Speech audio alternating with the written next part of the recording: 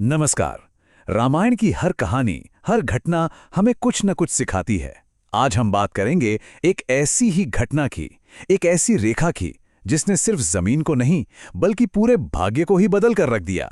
जी हाँ, ये कहानी है लक्ष्मण रेखा की, एक सीमा की, और उस सीमा को लांघने के नतीजों की। तो मन में सवाल आता है ना, कि भाई एक मामूली सी रेखा में इतनी ताकत कैसे हो सकती है कि वो किसी का भाग्य ही पलट दे। इसका जवाब हमें रामायण की एक बहुत ही अहम घटना में मिलता है। चलिए देखते हैं कैसे। तो हमारी कहानी शुरू होती है पंचवटी के खूबसूरत शांत जंगल से। यहाँ पर श्री राम, सीता जी और लक्ष्मण अपने वनवास के दिन गुजार रहे थे। उनका जीवन एकदम सादा था, पर धर्म और कर्तव्य की भावना से भरा हुआ था।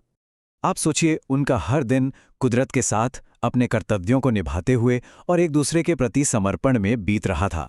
लेकिन ये शांति ज्यादा दिन टिकने वाली नहीं थी, क्योंकि एक ऐसा तूफान आने वाला था जो सब कुछ बदलने वाला था। और जैसा कि अक्सर कहानियों में होता है, ये शांति भंग हुई। एक ऐसी घटना घटी जिसने उस सुकून को खत्म कर दिया और एक ऐसे महासंघर्ष की नींव रखी जिसने इतिहास ही बदल डाला।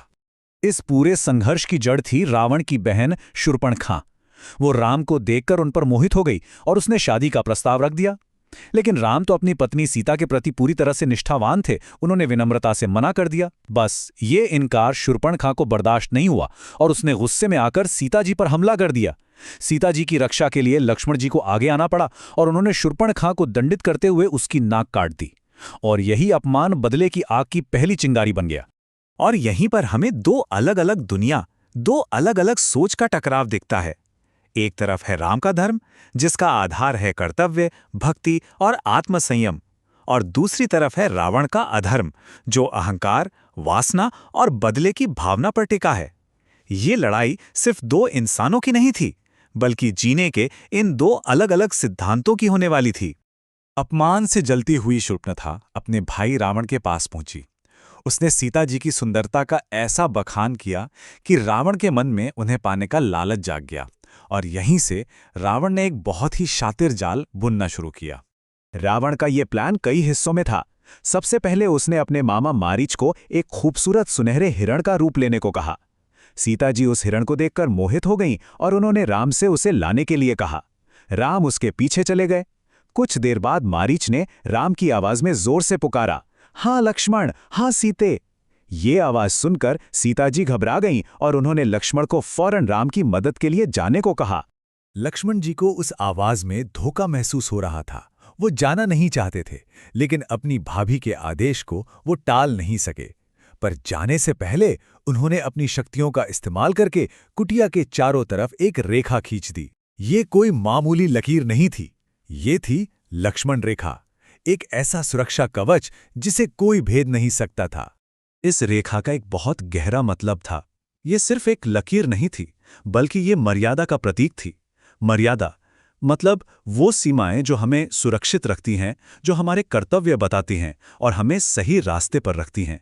असल में ये आत्मसंयम की रेखा थी। जैसे ही लक्ष्मण गए, रावण अपने खेल का अगला हिस्सा शुरू करने के लिए आ गया। अब कहानी एक ऐसे मोड़ पर थी जहां एक फैसले से सब कुछ तय होने वाला था। रावण एक साधु का भेष बनाकर कुटिया के बाहर आया और भिक्षा मांगने लगा। उसकी आवाज में बनावटी विनम्रता थी, पर इरादे बहुत खतरनाक थे। उसने धर्म का सहारा लेकर सीता जी को एक मुश्किल में डाल दिया।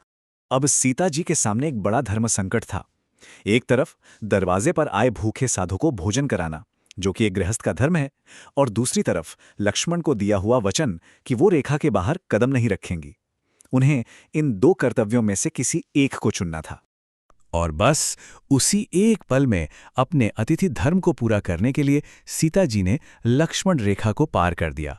जैसे ही उनका पैर रेखा की उस पार गया, वो सुरक्षा कवच टूट गया और भाग्य हमेशा के लिए बदल गया। उस एक कदम का नतीजा बहुत ही भयानक हुआ, और इतना बड़ा हुआ कि उसकी गूंज आज भी सुनाई देती है। मर्यादा के उस उल्लंघन ने एक ऐसे महायुद्ध को जन्म दिया जिसे दुनिया आज तक नहीं भूली है। रेखा पार करते ही रावण अपने असली रूप में आ गया और उसने जबरदस्ती सीता जी का हरण कर लिया। उस वक्त वीर गिद्ध जटायु ने उन्हें बचाने के लिए अपनी जान की बाजी लगा दी, लेकिन वो रावण के सामने टिक नहीं पाए और बुरी तरह घायल हो गए। इसके बाद रावण सीता जी को अपने पुष्पक विमान में बिठाकर लंका ले गया। सीता जी का हरण सिर्फ एक अपहरण नहीं था, ये धर्म और अधर्म के बीच होने वाले एक महायुद्ध का ऐलान था। कुछ समय के लिए ऐसा लगा कि अधर्म जीत रहा है, लेकिन अंत में जीत तो धर्म की ही होनी थी, जिसके सबसे बड़े प्रतीक स्वयं श्री राम थे। ये समझना बहुत जरूरी है कि उस भयानक युद्ध की असली वजह एक सीमा का टूटना था। एक मर्यादा को लांघने की कीमत एक पूरे युग को चुकानी पड़ी। ये कहानी हमें यही सिखाती है कि हमारे छोटे छोटे फैसलों के नतीजे कितने बड़े और दूर तक असर डालने वाले हो सकते हैं। तो ये कहानी आज भी उतनी ही जरूरी है और हमें सोचने पर मजबूर करती है। जरा सोचिए, हमारी आज की जिंदगी में हमारी अपनी लक्ष्मण रेखाएं क्या हैं? वो कौन सी नैतिक, सामाजिक और व्यक्तिगत सीमाएं हैं जिन्हें हमें कभी नहीं लांघना चाहिए, ताकि हम धर्म के यानी सही रास्ते पर बने रहें? इस सवाल पर विचार जरूर कीजिएगा। नमस्कार।